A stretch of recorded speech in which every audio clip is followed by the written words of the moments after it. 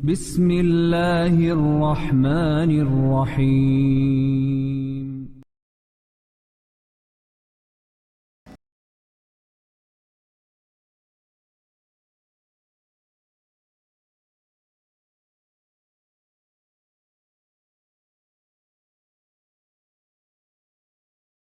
Assalamualaikum warahmatullahi wabarakatuh.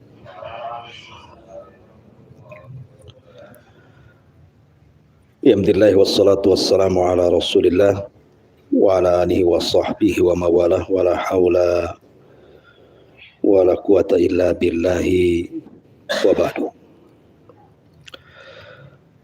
Alhamdulillah, segala puja dan puji hanya milik Allah Subhanahu wa taala. Salawat dan salam kita hadiahkan kepada Rasul kita Nabi besar Muhammad sallallahu alaihi wasallam. Pembahasan di malam hari ini kita akan membahas satu sirah sahabat Nabi yang syarat dengan pelajaran berkaitan dengan mahalnya sebuah hidayah.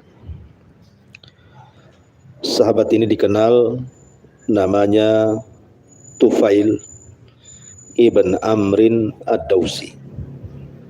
Tufail ibn Amrin ad-Dawsi dari suku Daus, Yaman.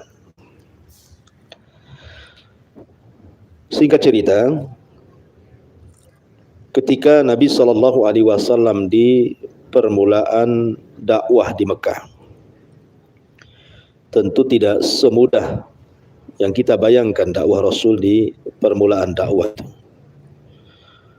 Banyak rintangan, banyak ancaman, bahkan tak jarang kemudian Nabi SAW harus diancam dengan pembunuhan.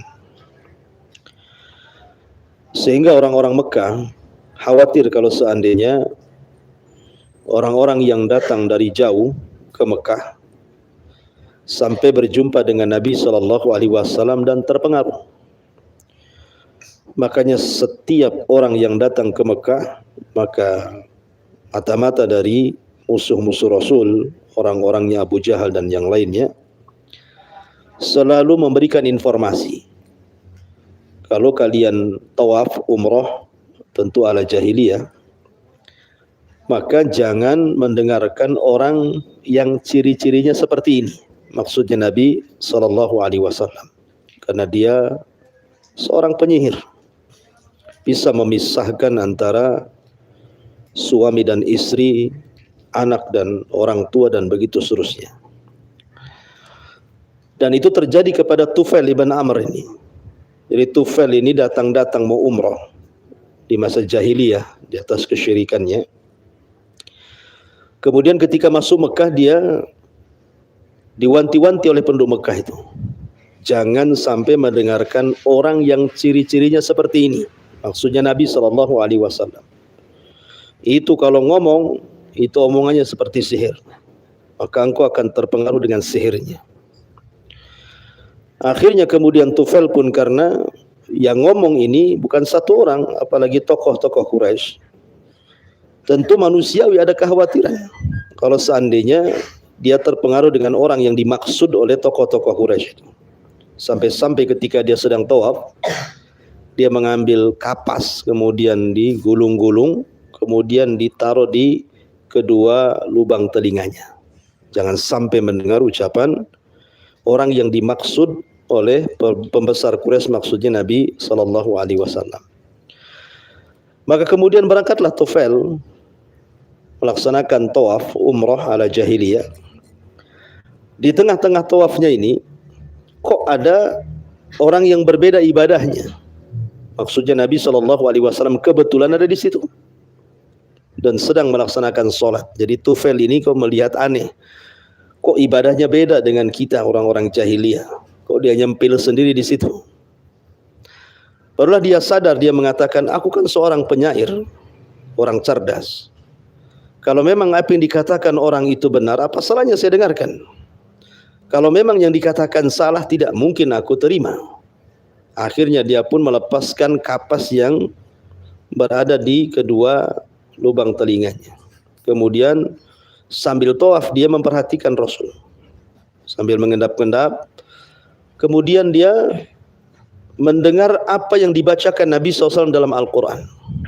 Tufail ini seorang penyair, sehingga paham dengan kefasihan bahasa. Jadi ketika Nabi SAW membaca Quran ini, maka Tufail pun kemudian merasa takjub dengan ucapan Rasul. Ya, karena Quran itu kalamullah, bukan kalam Rasul. Akhirnya Tufail makin penasaran, berhentilah dia tawaf. Kemudian memberanikan diri datang kepada Nabi SAW, kemudian bertanya. Maka Nabi SAW menjawab dengan membacakan ayat-ayat Al-Quran. Dari situlah hidayah masuk kepada Tufail ibn Amr ad-Dawsi ini. Lambat laun ketika terus diceramahi Rasul, hidayah masuk. Akhirnya dia pun bersyahadat. Subhanallah, lihat bagaimana upaya orang-orang musyrik menghalang-halangi orang untuk tidak menerima dakwah, tetapi Allah berkehendak lain. Justru Tufail malah mendapatkan hidayah dan masuk Islam. Dia pun bersyahadat di hadapan Nabi SAW. Lama Tufail tidak pulang ke Daus karena dia belajar kepada Nabi. Ketika dia sudah lama bermulazamah dengan Rasul di Mekah, bergabung dengan sahabat-sahabat dari Arqam, maka dia pun ingin pulang ke kampungnya dan berdakwah. Dan harusnya seperti itu. Ya, orang yang kalau sudah punya ilmu, Anda sudah mengaji seperti ini, ya ditularkanlah hidayahnya gitu ya. Ya, mulai dari memperbaiki diri sendiri, sholatnya diperbaiki, baca Qur'annya dan begitu seterusnya. Mulailah kemudian ngajak keluarga.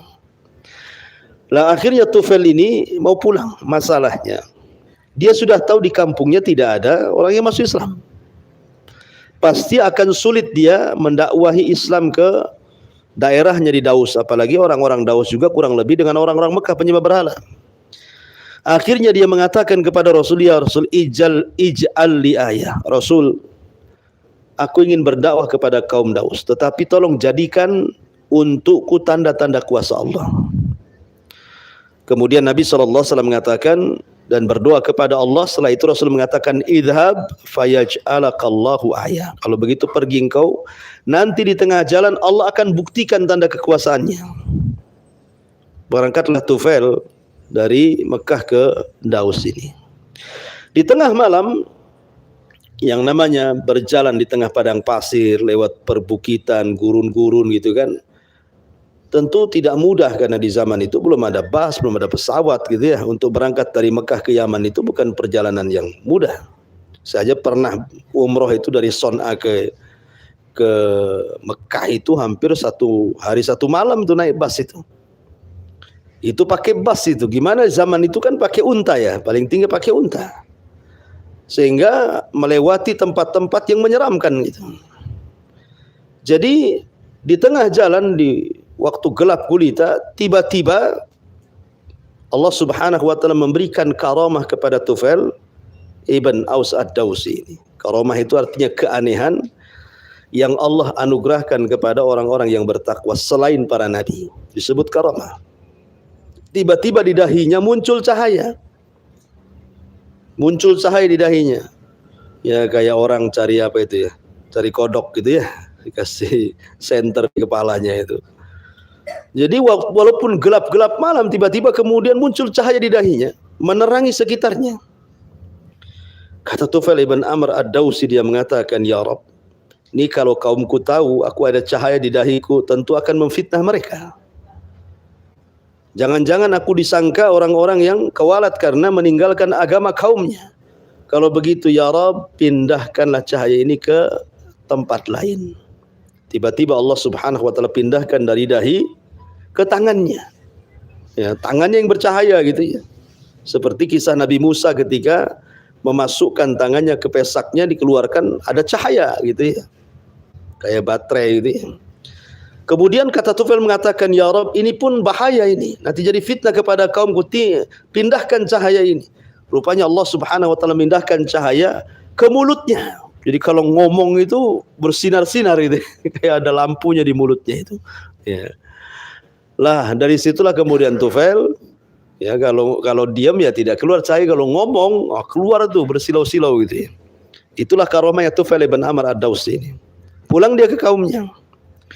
Mulailah dia kumpulkan kaumnya, kemudian mulailah mengajak mereka ke dalam tauhid kepada Allah Azza wa Jalla.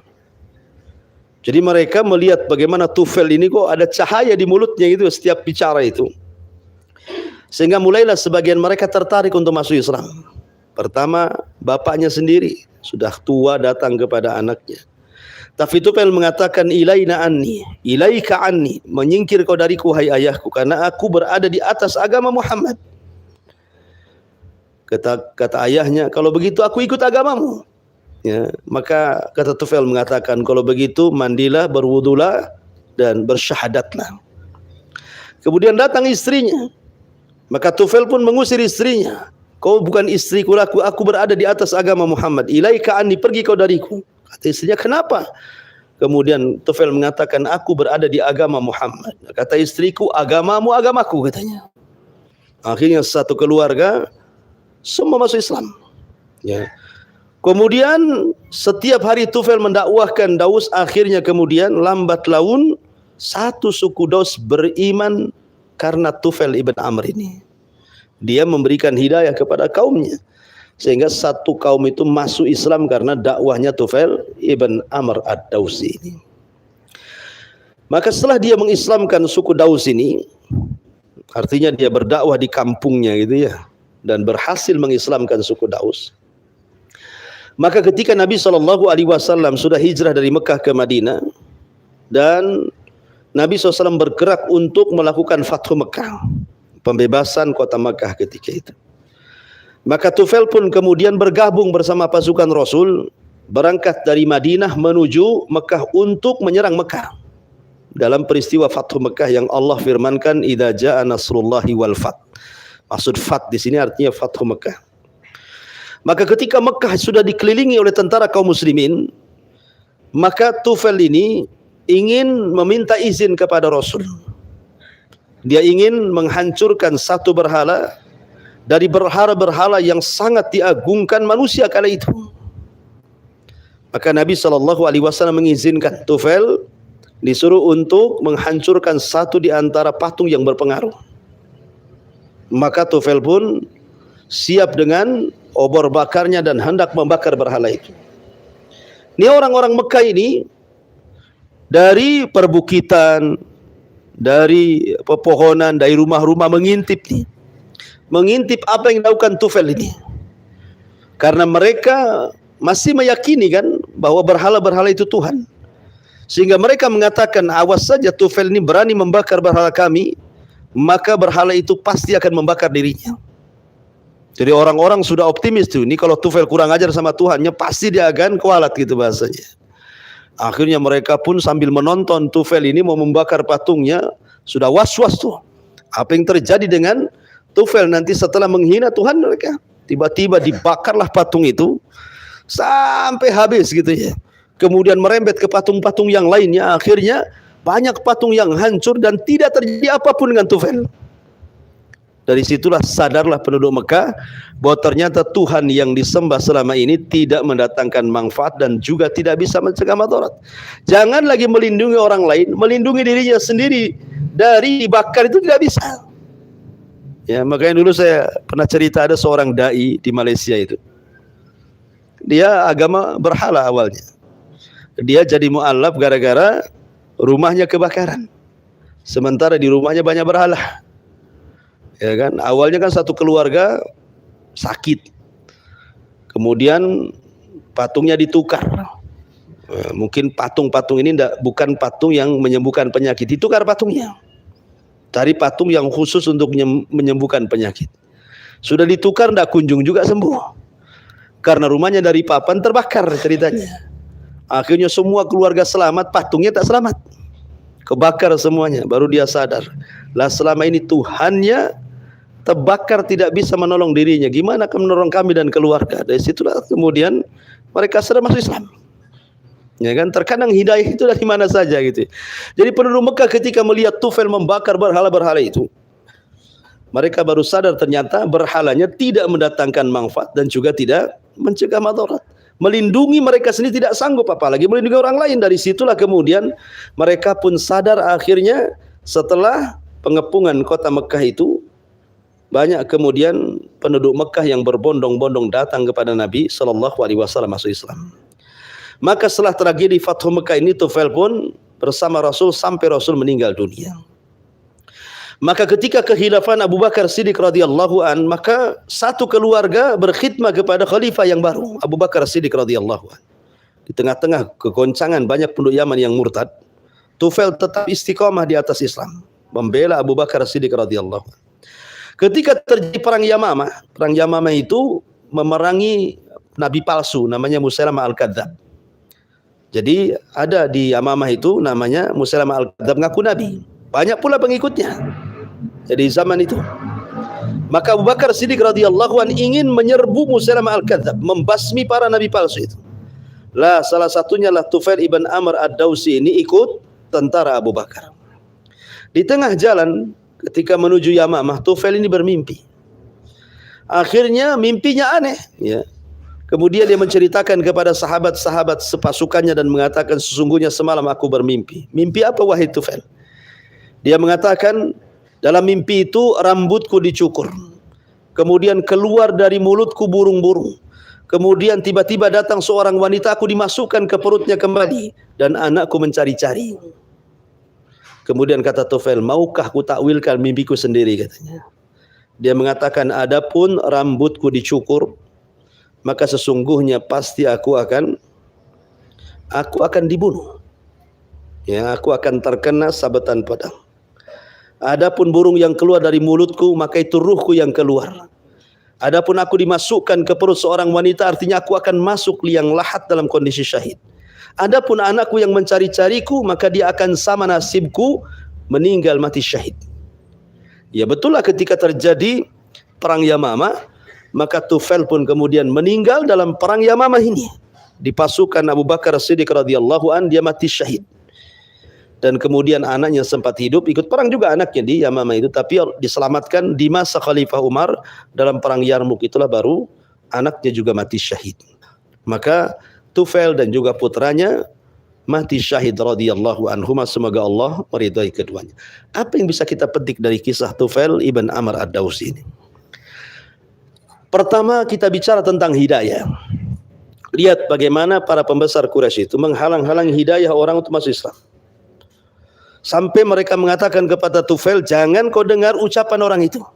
Sebaiknya tutuplah kedua telingamu, jangan sampai mendengar ucapan si Muhammad itu. Kalau tidak kau tersihir. Tetapi bagaimanapun hidayah milik Allah. Tidak bisa orang-orang Quraisy itu menghalang-halangi Tufail untuk masuk Islam. Rupanya akhirnya Tufail pun mendapatkan hidayah masuk Islam. Ya, luar biasa gitu ya. Satu orang-orang Quraisy menghalang-halangi orang untuk masuk Islam, tiba-tiba dengan kehendak Allah Tufail pula masuk Islam. Bahkan di zaman itu ada yang luar biasa. Orang-orang yang jelas hendak membunuh Nabi, tidak jadi membunuh kemudian masuk Islam. Seperti contohnya Zubair ibn Mut'im radhiyallahu an. Zubair bin Mut'im ini hendak balas dendam kepada Nabi gara-gara pamannya terbunuh di Badar. Sehingga dia berniat untuk membunuh Nabi SAW dengan pedangnya. Berangkat dari Mekah ke Madinah. Kemudian setelah sampai di Madinah, dia mencari-cari waktu kapan Nabi lengah. Gitu ya. Rupanya ketika itu Rasul sedang sholat maghrib. Orang sholat itu tidak mungkin bawa senjata. Apalagi di masjid Nabi, bukan masjid kayak sekarang, terang, gelap. Memungkinkan orang pura-pura sholat di belakang, menusuk dari belakang, kan bisa saja. Seperti yang terjadi kepada Umar bin Khattab, yang dibunuh oleh Abu Lulu al-Majusi, kan pura-pura sholat tuh Abu Lulu, seorang Majusi itu. Di pertama, ketika Umar dapat 1 rakaat, ditusuk berapa tusukan, sampai Umar menyangka bahwa dia ditusuk itu maksudnya digigit anjing. Dia berteriak dan mengatakan, akalatni kalbun, anjing sedang menggigitku, padahal sedang ditusuk oleh pisau sama Abu Lulu tuh. Umar sedang mengimami sholat. Itulah sebab kematian Umar bin Khattab. Artinya Zubair bin Mut'im kalau hendak membunuh Nabi, waktu lengah ketika sholat bisa saja. Ya. Tetapi Zubair bin Mut'im ini ketika mengendap-endap gitu ya, Nabi sedang sholat maghrib lah, kebetulan pula yang dibaca oleh Rasul pada sholat maghrib itu surat Tur, surat yang cukup panjang ya. Artinya bahwa sebenarnya boleh seseorang itu disunahkan sholat maghrib itu dipendekkan, tapi boleh sekali-kali dipanjangkan, karena Rasul pernah membaca surah Tur di sholat maghrib gitu ya. Lah dalam surah Tur itu ada ayat yang menyinggung berhala-berhala orang-orang musyrik. Apa ayatnya dalam surah Tur? Am khuliqu min ghairi syai'in am humul khaliqun am khalaqus samawati wal ardi balla yuqinun. Apakah berhala-berhala orang-orang musyrik itu tercipta dengan sendirinya ataukah diciptakan dari segala sesuatu, ataukah berhala itu yang menciptakan langit dan bumi? Bahkan orang musyrik gak yakin dengan keyakinannya. Lah ayat ini didengar oleh Tufail nih. Kemudian dia fikir betul juga gitu ya. Bahwa berhala-berhala ini tidak benar. Dari situ dia sarungkan kembali pedangnya. Kemudian menunggu Rasul selesai sholat. Ketika salam dia langsung datang kepada Rasul. Langsung mengucapkan 2 kalimat syahadat. Asyhadu an la ilaha illallah wa asyhadu annaka rasul. Lihat. Awalnya membenci luar biasa. Sampai dia mengatakan kepada Rasul, Rasul, dulu tidak ada manusia yang paling aku benci kecuali kamu. Sekarang tidak ada manusia yang lebih aku cintai kecuali kamu, katanya. Hidayah itu kan datang dari mana saja itu.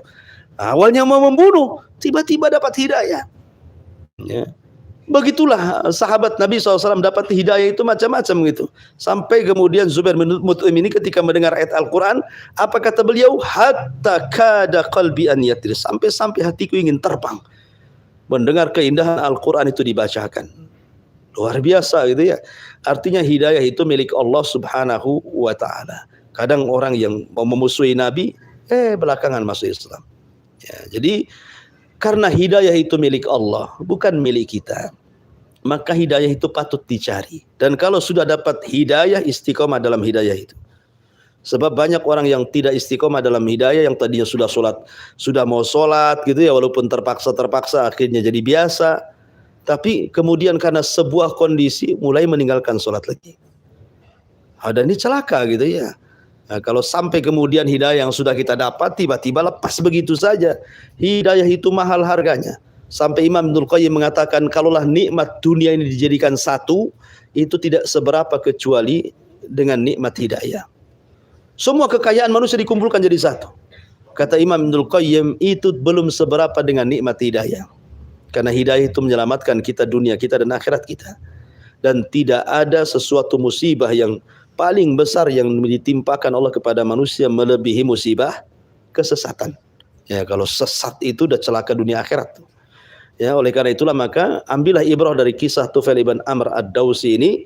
Akhirnya dia dapat hidayah, belajar Islam, bahkan menularkan hidayah. Menjadikan kaumnya masuk Islam semuanya. Harusnya begini ya. Kita ini kalau bisa dimanapun kita pijak, kita bisa memperbaiki orang. Bukan memperbaiki diri sendiri saja, minimalnya keluarga lah gitu ya. Seperti yang dilakukan Tufail ibn Amr ad-Dawsi radhiyallahu an. Wallahu alam, ini kisah singkat ya. Kita buat tanya jawab saja biar lebih menarik pembahasannya. Silakan kalau ada yang mau bertanya.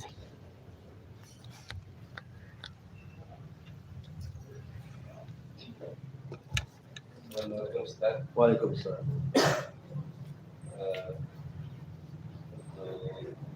Aroma sekarang ini masih ada seperti yang mendapatkan aroma. Iya. Apakah mungkin karomah itu bisa terulang lagi kepada di zaman sekarang? Mungkin, karena karomah itu tidak dibatasi seperti mukjizat. Kalau mukjizat itu kan terbatas gitu. Dengan wafatnya Nabi ya hilang pula mukjizatnya. Kecuali mukjizat Rasul Al-Quran. Tidak hilang karena wafatnya Nabinya. Kalau mukjizat-mukjizat sebelumnya para Nabi dan Rasul ya berakhir dengan meninggalnya Nabinya. Tapi Rasul SAW tidak. Mukjizatnya akan terus berlaku sampai hari ini, bahkan sampai kiamat dibangkitkan. Adapun karomah atau dengan istilah lain maunah, pertolongan yang Allah Subhanahu wa taala berikan kepada orang-orang yang beriman, yang bertakwa dari kalangan wali-walinya, tentu tidak dibatasi waktu. Siapapun akan diberikan karomah. Ya, karena karomah itu kan Allah berikan kepada orang yang bertakwa. Tidak mesti dia wali gitu ya. Yang penting dia bertakwa, karena wali Allah itu alladzina yattaqun, orang yang bertakwa itu disebut wali Allah. Ya, kita juga bisa jadi wali murid gitu ya. Artinya bahwa wali-wali Allah itu artinya orang yang meletakkan loyalitas kepada Allah, Rasulnya, dan kepada ajaran keduanya. Kita berusaha untuk mengamalkan, meninggalkan yang diharamkan, melaksanakan yang diperintahkan, dan begitu seterusnya. sampai dapat predikat yang bertakwa, itulah wali Allah.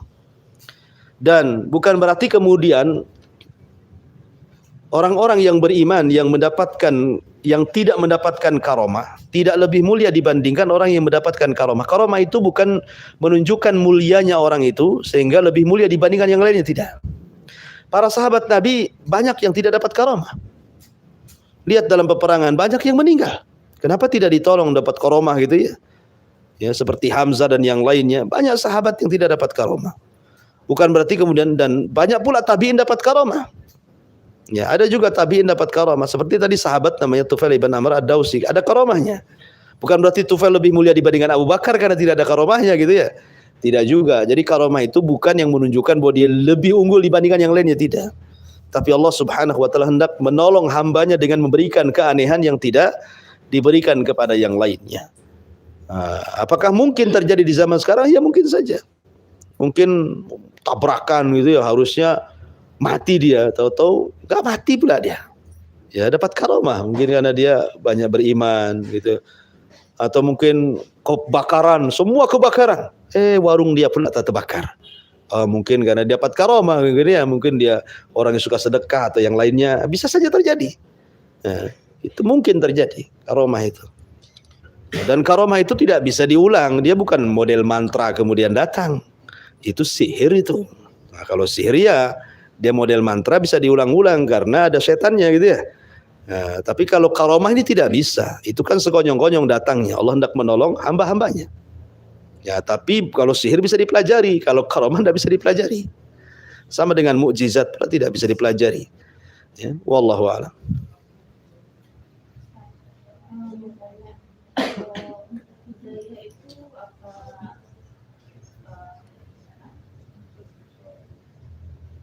Hidayah itu berkaitan dengan takdir ya. Soalnya dia ditakdirkan, ada yang tidak ditakdirkan. Apakah hidayah itu juga sesuai dengan takdir? Iya, kita katakan sesuai dengan takdir karena ketika orang berada di janin 4 bulan itu datang malaikat. Kemudian menentukan rizkinya, menentukan ajalnya, menentukan bahagianya, celakanya kan itu ya. Disebut bahagia dan celaka itu artinya su'ul khotimah dan husnul khotimah sampai dicatat. Tapi masalahnya kita kan tidak tahu takdir kita apa, itu maksudnya. Jangan pula kemudian seperti ada seorang sahabat yang mengatakan, ya Rasul, kalau takdir saya di neraka, ngapain pula capek-capek sholat? Ya kan? Kalau saya takdirnya masuk surga, ya sudahlah, tenang-tenang saja. Atau juga nanti masuk surga, kan itu ya. Nah, masalahnya kita nggak punya pengetahuan tentang takdir. Kita kan nggak pernah tahu catatan kita seperti apa. Lah karena kita tidak tahu catatan kita seperti apa, makanya Rasul menasihati sahabat yang bertanya seperti itu. Apa kata Rasul? I'malu fakullun muyassarun lima khuliqalahu. Sudah, jangan tanya soal itu. Beramallah karena kalian akan dimudahkan sesuai dengan amalan kalian. Kalau kalian amalnya amalan taat, maka akan dimudahkan mati di atas ketaatan. Kalau amalan kalian maksiat, maka akan dimudahkan mati di atas kemaksiatan. Itu maksudnya. Maka Rasul membacakan ayat fa amma man ata'at wattaqa wa saddaqa bil husna fasanu yassiru lil yusra. Fasanu yassiru, sudah Allah mudahkan dia melakukan amal kebaikan, Allah mudahkan lagi sehingga amalannya melahirkan amalan yang lain, salatnya melahirkan ibadah yang lain, puasanya melahirkan ibadah yang lain, sampai ditutup seperti itu. Tetapi wa amma man bakhila wastaghna wa kadzdzaba bil husna fasanu yassiru lil usra, sudah sulit beramal soleh, dipersulit lagi, makin malas lagi, akhirnya dia cenderung maksiat dan diakhiri dengan maksiat. Artinya kalau kita ini, karena kita tidak tahu takdir kita seperti apa gitu ya, ya sudahlah, yang penting kita sholat, kita berusaha baca Quran, kita berusaha untuk sadar meninggalkan maksiat dengan harapan kita masuk surga. Itu saja. Nah, tugas kita ini bukan mengorek-korek takdir, sampai kiamat pun mau dikorek kemana? Mau nanya sama siapa takdir saya seperti apa? Mau nanya Pak Dukun mana? Pak Dukun sendiri tidak tahu takdirnya. Ya, mau nanya peramal sendiri tidak tahu takdirnya. Nah, jadi tidak ada yang tahu takdir, sehingga jangan disibukkan soal masalah takdir gitu ya. Karena takdir itu tidak ada yang tahu kecuali Allah. Tugas kita ini hanya mempermudah takdir kita. Ya, dengan cara apa? Ya beramal gitu ya. beramal, mudah-mudahan dengan amalan itulah mempermudah takdir kita masuk surga gitu maksudnya. Wallahu a'lam.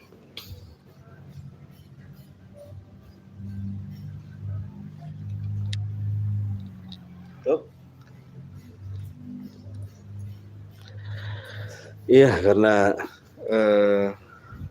ada pertanyaan lagi, cuman saya ingatkan kepada antum ini permulaan bulan Sya'ban. Maka bulan Sya'ban ini bulan diangkatnya amalan. Ya. Amalan kita ini sedang diangkat mulai pagi, siang, sore, malam 1 bulan.